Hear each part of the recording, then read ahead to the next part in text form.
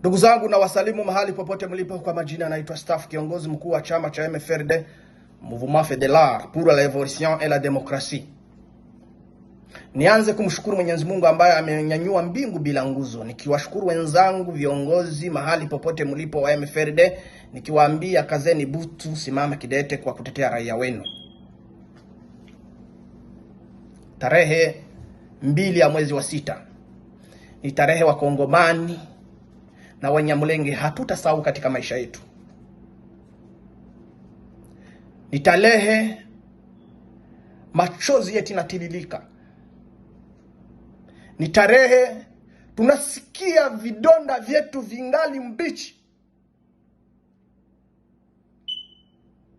Tarehe ya 2 ya mwezi wa 6 ni tarehe ambao tumekosa kiongozi wetu Bukuru Ntwari akiuliwa kinyama na serikali ya Rwanda.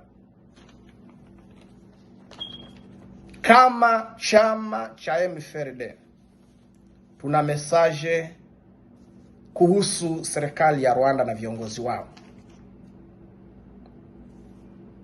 tukiwaambia kwamba Bukuru Ntwari ameacha watu ambao wanajitambua. Bukuru Ntwari ameacha watu ambao wana msimamo. Bukuru Ntwari ameacha watu ambao wanajua mahali wametoka na mahali wanaelekea. Ndugu zangu ambao mnanisikiliza, naomba hili mulisikie kwa makini. Serikali ya Rwanda na viongozi wao ni chui ambao inajivika ngozi la kondoo, na kuwaogopa ni kama kuachilia nguruwe katika shamba la mihindi.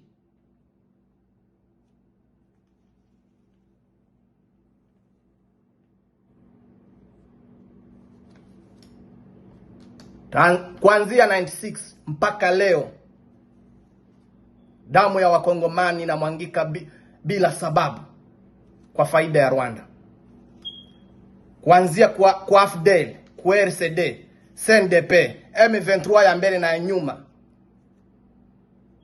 wanakeuka misingi ya ubinadamu ili siasa yao iendelee kupendeza.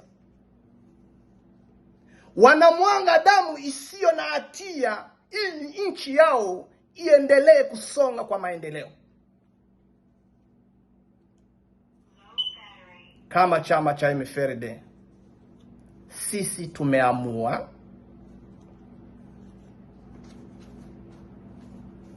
kama ni kuwa sadaka, tuko tayari. Kama ni kutua jinsi wameua Bukuru Ntwari, tuko tayari. Kama ni kunywa sumu yenye kobra, tuko tayari. Lakini hatutakuwa viongozi wanafiki. Hatutakuwa wasaliti wa nchi yetu.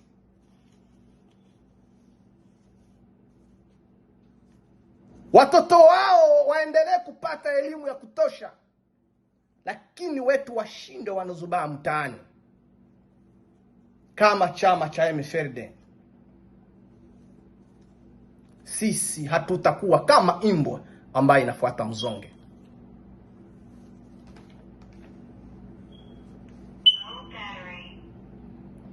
Lakini serikali ya Rwanda na viongozi wao wajue Bukuru Ntwari ametuachia njia, ametuachia msimamo thabiti.